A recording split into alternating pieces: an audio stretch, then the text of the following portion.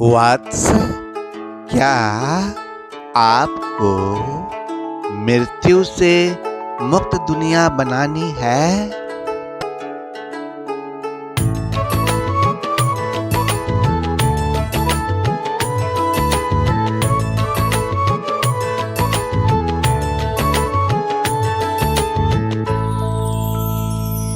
कभी सोचा नहीं था भगवान मिलेगा, स्वर्ग से भी सुंदर संसार मिलेगा।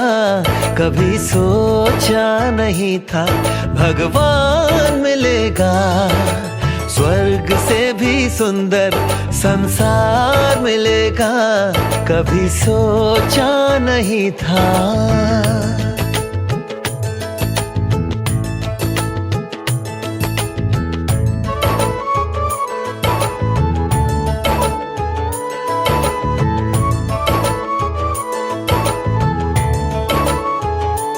देख संगम का आनंद हर गम चला गया, मिला मीठा परिवार ये एहसास हो चला।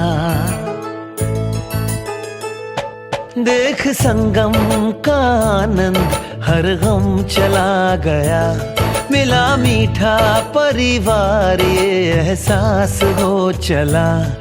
उजड़े जहां चमन में फिर से फूल खिलेगा। कभी सोचा नहीं था भगवान मिलेगा, स्वर्ग से भी सुंदर संसार मिलेगा। कभी सोचा नहीं था।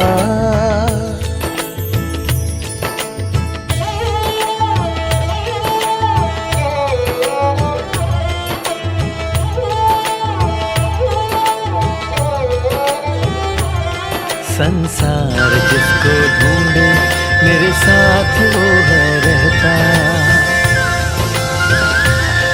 हम उनको याद करते वो हमको याद करता। हम संसार जिसको ढूंढे मेरे साथ वो है रहता। हम उनको याद करते वो हमको याद करता। तरसते नैन जिसको वो रोज दिखेगा।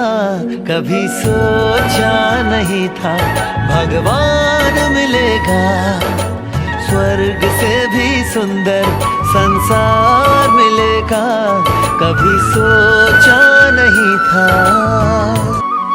क्या आपका नाम जीवन की पुस्तक में लिखा है? हे मनुष्य, क्या आपका नाम जीवन की पुस्तक में दर्ज हो गया है? क्यों? क्योंकि जिस व्यक्ति का नाम जीवन की पुस्तक में लिखा हुआ है, केवल वही व्यक्ति बचा रहेगा। धर्मशास्त्र प्रकाशित वाक्य अध्याय 20 का श्लोक 15 उल्टा कर देखो। ईश्वर पुत्र अरुण लोगों का नाम जीवन की पुस्तक में लिखने पर हैं, और जीवन की पुस्तक में लोगों का नाम लिखने का काम बहुत ही जल्द पूरा हो जाएगा। आप अपने आप को चेक करो, क्या आपका नाम जीवन की पुस्तक में लिखा हुआ है? अगर आपका नाम जीवन की पुस्तक में लिखा नहीं गया है, तो अपना नाम जीवन की पुस्तक में लिखवाने के लिए शीघ्रता करो। अब प्रश्न यह उठता है कि इतनी शीघ्रता क्यों? क्योंकि महाविपत्ति का समय वर्ष 2020 से ही शुरू हो चुका है, जो 7 वर्षों तक रहेगा। इस महाविपत्ति के समय में लोगों के सामने ऐसा संकट उपस्थित होगा जो सृष्टि के उत्पन्न होने से लेकर अब तक कभी नहीं हुआ होगा। परंतु उस समय तेरे लोगों में से जितने लोगों का नाम परमेश्वर के पुस्तक में अर्थात जीवन के पुस्तक में लिख चुके हैं केवल वही लोग बच निकलेंगे। धर्मशास्त्र प्रकाशित वाक्य अध्याय 12 का श्लोक 1 उल्टा कर देखो। क्या आपका नाम जीवन की पुस्तक में लिखा हुआ है? अगर लिखा नहीं है तो देर ना करो, आप अपना नाम जीवन की पुस्तक में तुरंत लिखवा लो, क्योंकि समय और अवसर किसी का भी इंतजार नहीं करता। ईश्वर आने वाले समय में प्रकाशित वाक्य अध्याय 21 का श्लोक 4 और 5 में यह कहा कि मृत्यु नहीं रहेगी। देख, मैं सब कुछ बदल दूंगा, लेकिन ऐसा चमत्कार केवल उस व्यक्ति के जीवन में होगा जिसका नाम जीवन के पुस्तक में लिखा जा चुका है। धर्मशास्त्र 1 कुरिन्थियों अध्याय 15 का श्लोक 26 यह कहता है कि सबसे अंतिम बैरी अर्थात सबसे अंतिम शत्रु जो नाश किया जाएगा वह मृत्यु है। यह चमत्कार केवल उसी व्यक्ति के जीवन में होगा जिसका नाम जीवन की पुस्तक में लिखा जा चुका है। अब प्रश्न यह उठता है कि किस व्यक्ति का नाम जीवन की पुस्तक में लिखा जाएगा? जिनको श्वेत वस्त्र पहनाया जाएगा, केवल उसी व्यक्ति का नाम जीवन की पुस्तक में से काटा नहीं जाएगा। प्रकाशित वाक्य अध्याय 3 का श्लोक 5 उल्टा करके देखो। अब प्रश्न यह उठता है कि किस व्यक्ति को श्वेत वस्त्र पहनाया जाएगा?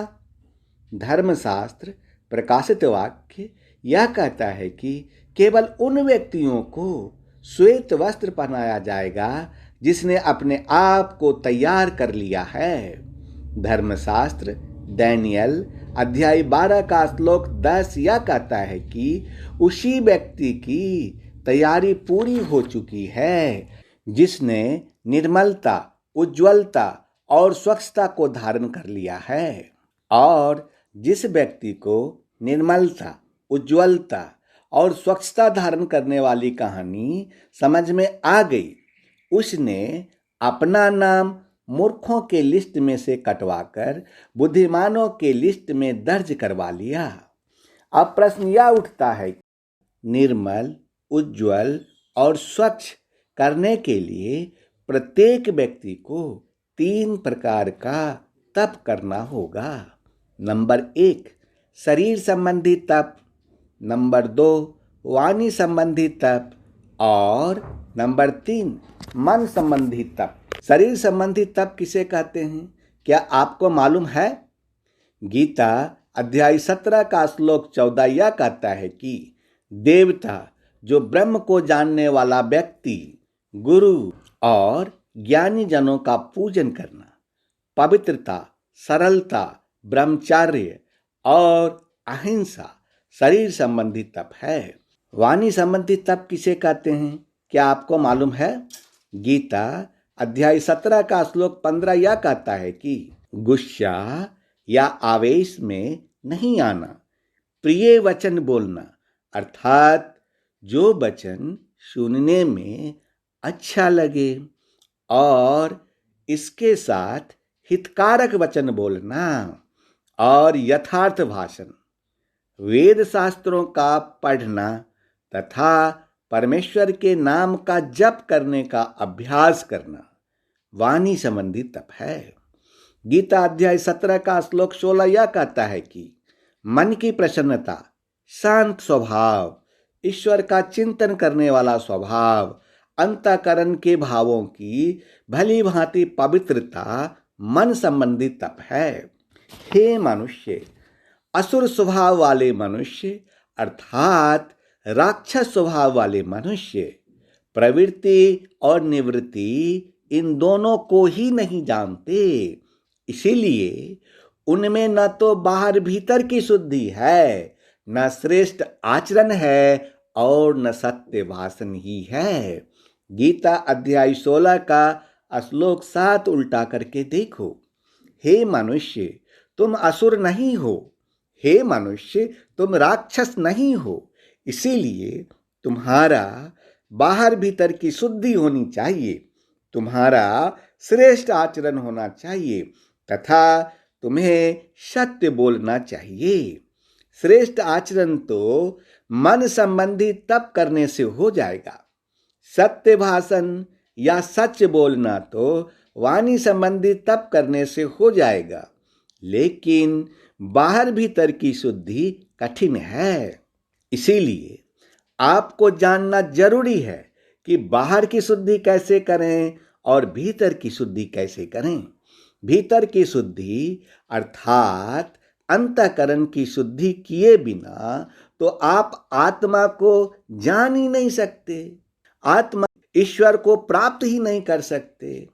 इस संबंध में गीता अध्याय 15 का श्लोक 11 यह कहता है कि यत्न करने वाले योगी जन भी अपने हृदय में स्थित इस आत्म तत्व को जानते हैं, किंतु जिन्होंने अपने अंतःकरण को शुद्ध नहीं किया है, ऐसे अज्ञानी जन तो यत्न करते रहने पर भी, कोशिश करते रहने पर भी इस आत्मा को नहीं जानते। मैं तो आपसे यह कहूंगा कि ज्ञान का साबुन कभी न लगाया, सुनी न ईश्वर पुत्र की वाणी, रे मन मूर्खा भाई, ईश्वर पुत्र के बिना जाएगा तू कौन सी घाटी। ब्रह्म का जाल फैला दिया सबने, गुरु न आया कलयुग में, ईश्वर पुत्र गुरु रूप ज्ञान का प्रकाश फैलाया जगत में। इनको छोड़ मार्ग नहीं है कोई, जाएगा कहाँ रे भाई, रे मन मूर्खा भाई, ईश्वर पुत्र के बिना जाएगा तू कौन सी घाटी, किस घाटी। अब पहले जानिए कि बाहर की शुद्धि कैसे करें। बाहर की शुद्धि के लिए ईश्वर पुत्र आदि श्री अरुण ने कहा कि शरीर की सफाई वेस्टेज के साबुन से करो, दांत की सफाई वेस्टेज के टूथपेस्ट से करो, बाल की सफाई वेस्टेज के शैम्पू से करो, मुंह की सफाई वेस्टेज के माउथ वॉश से करो, हाथ की सफाई वेस्टेज के हैंड वॉश से करो, कपड़े की सफाई वेस्टेज के डिटर्जेंट पाउडर या डिटर्जेंट लिक्विड से करो। ऐसा क्यों? वेस्टेज के दुकान से ही क्यों? क्योंकि जब आप शरीर की बाहरी सफाई करने के उद्देश्य से वेस्टेज के दुकान पर सामान खरीदने जाओगे ना, तब आपको तुरंत याद आ जाएगा कि शरीर के भीतर की भी सफाई करनी है, क्योंकि अंदर में तो काई बैठी है। जब से जन्म लिया तब से आपने अपने शरीर के अंदर कभी भी सफाई नहीं की। ईश्वर पुत्र आदि श्री अरुण ने कहा कि क्या तन मांझता रे भाई, शरीर के अंदर तो काई जमी है।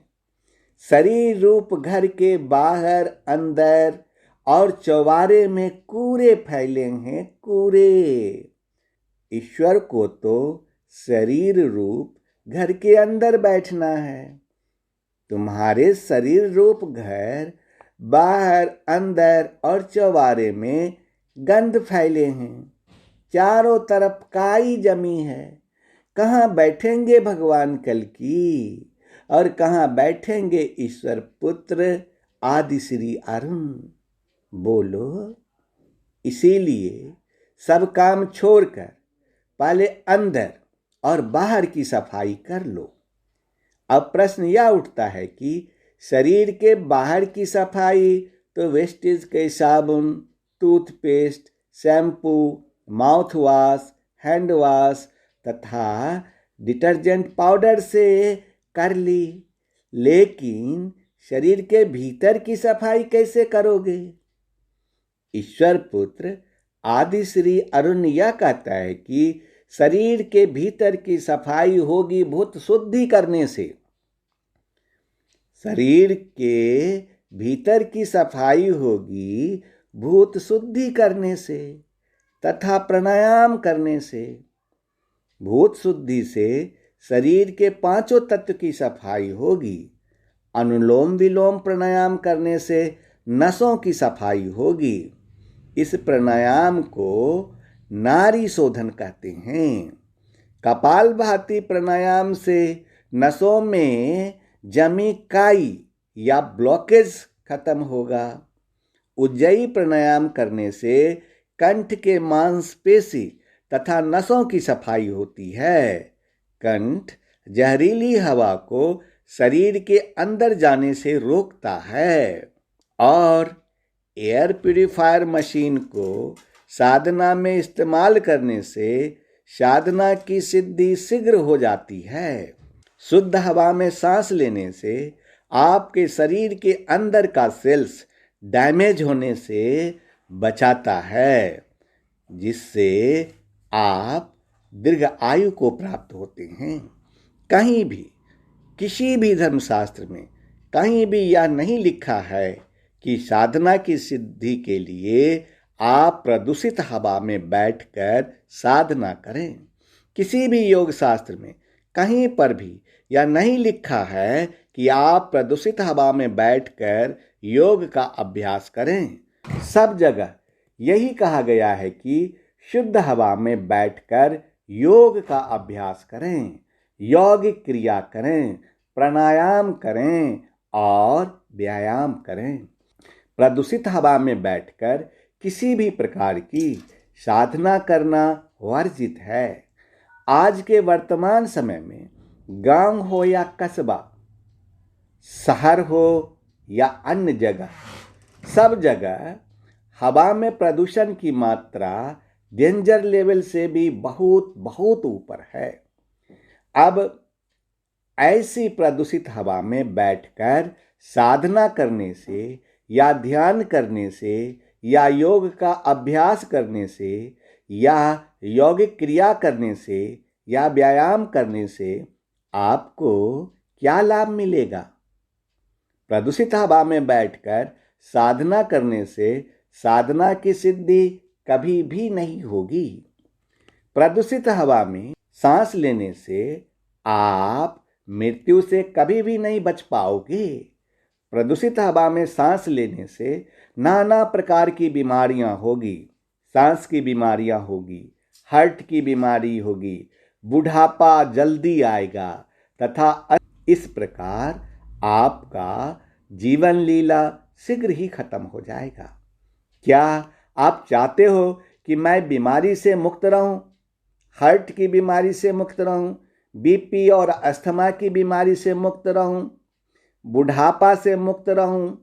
तो आप एयर प्यूरिफायर मशीन खरीदकर शुद्ध हवा में बैठकर दिए गए निर्देश के अनुसार साधना को सिद्ध करो। ऐसा करने से आप रोग, मृत्यु तथा बुढ़ापा से छुटकारा पा सकते हो। अब प्रश्न यह उठता है कि क्या आपको जीवन चाहिए?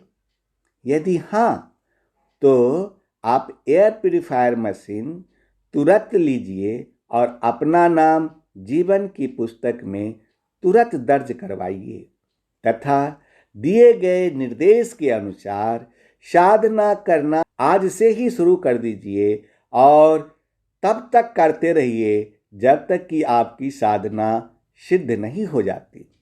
जिस व्यक्ति का नाम जीवन की पुस्तक में नहीं लिखा है वे मृत्यु को प्राप्त होंगे और उनके घर वाले उनके मृतक शरीर को अग्नि में डाल देंगे।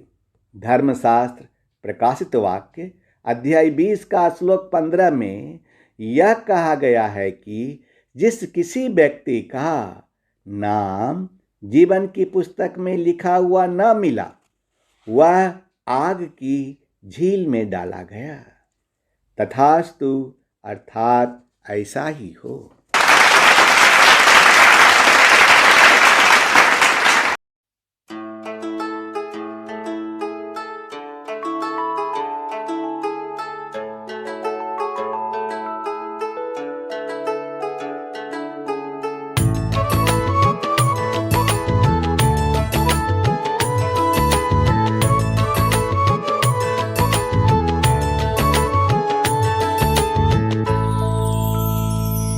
कभी सोचा नहीं था भगवान मिलेगा, स्वर्ग से भी सुंदर संसार मिलेगा।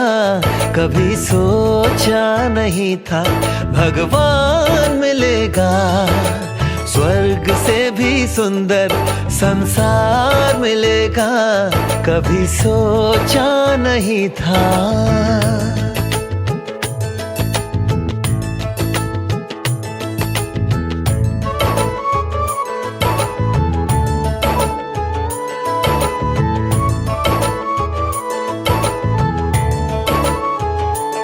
देख संगम का आनंद हर गम चला गया, मिला मीठा परिवार ये एहसास हो चला। देख संगम का आनंद हर गम चला गया, मिला मीठा परिवार ये एहसास हो चला। उजड़े जहां चमन में फिर से फूल खिलेगा, कभी सोचा नहीं था भगवान मिलेगा, स्वर्ग से भी सुंदर संसार मिलेगा। कभी सोचा नहीं था।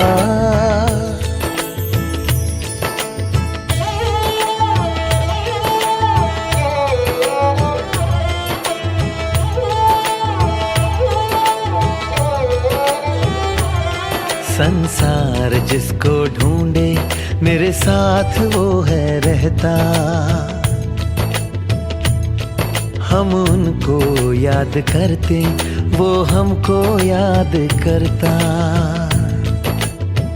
हो संसार जिसको ढूंढे मेरे साथ वो है रहता, हम उनको याद करते वो हमको याद करता।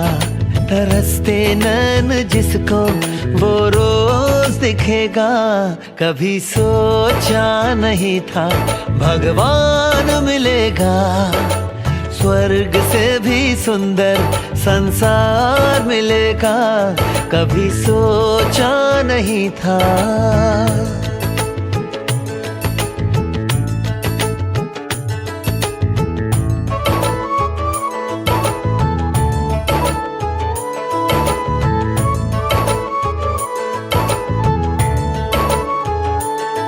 जिस दिन से उसने मुझको अपना बना लिया है, बच्चे तू चिंता मत कर मैं हूं ना कह दिया है। हो जिस दिन से उसने मुझको अपना बना लिया है, बच्चे तू चिंता मत कर मैं हूं ना कह दिया है। कभी सोचा नहीं था भगवान मिलेगा, स्वर्ग से भी सुंदर संसार मिलेगा। कभी सोचा नहीं था। देख संगम का आनंद हर गम चला गया, मिला मीठा परिवार ये एहसास हो चला। देख संगम का आनंद हर गम चला गया, मिला मीठा परिवार ये एहसास हो चला। उजड़े जहां चमन में फिर से फूल खिलेगा, कभी सोचा नहीं था भगवान मिलेगा, स्वर्ग से भी सुंदर संसार मिलेगा। कभी सोचा नहीं था।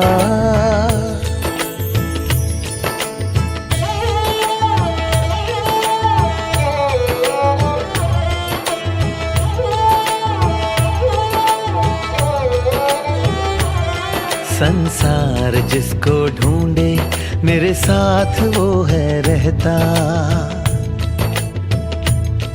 हम उनको याद करते वो हमको याद करता।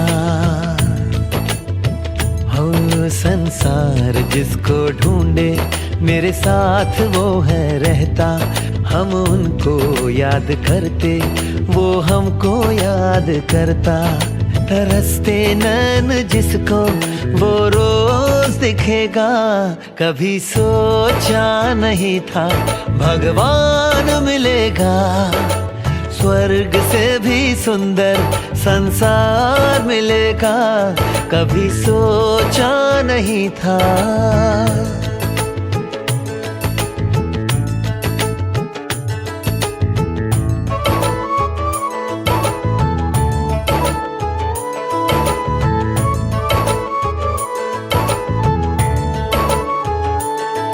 जिस दिन से उसने मुझको अपना बना लिया है,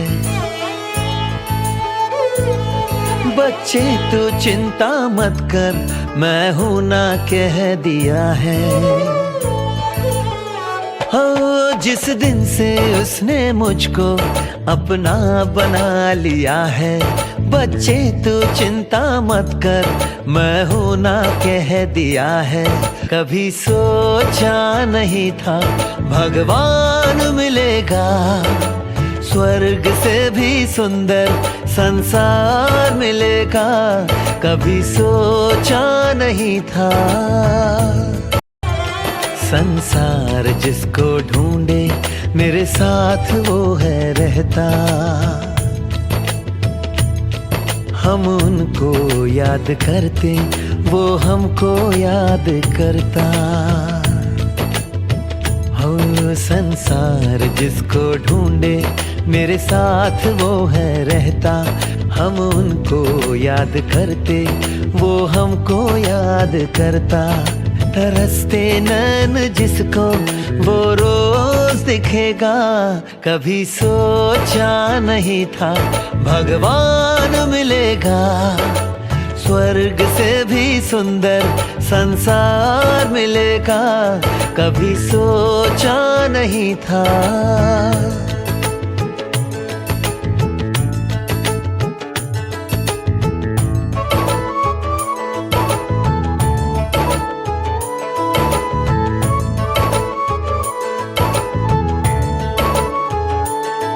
जिस दिन से उसने मुझको अपना बना लिया है,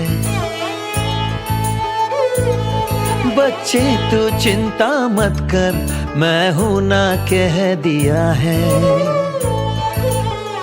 हो जिस दिन से उसने मुझको अपना बना लिया है, बच्चे तू चिंता मत कर, मैं हूं ना कह दिया है।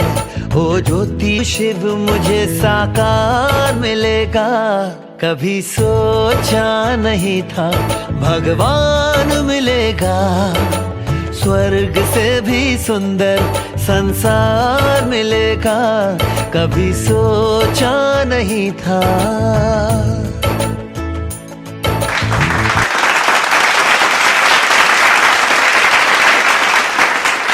हे वत्स, आपको मृत्यु से मुक्त दुनिया बनानी है।